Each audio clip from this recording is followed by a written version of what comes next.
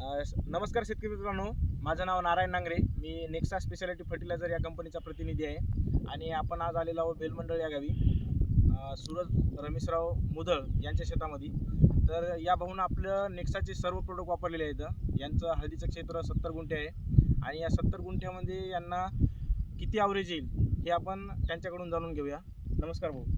आपलं नाव काय? सूरज रमेशराव मुधळ, राहणार बेलमंडळ, तालुका कळमनुरी, जिल्हा हिंगोली. बरं, आपण नेक्साचे कोणते कोणते प्रोडक्ट वापरलेले आहेत?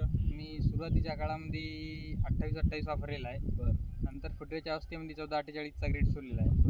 नंतर 96 ग्राममध्ये नेक्स्टार भेटते त्या टोपी साईजचं 96 ग्राम पोटॅश हां. ते एकदा सोडलेलं आहे.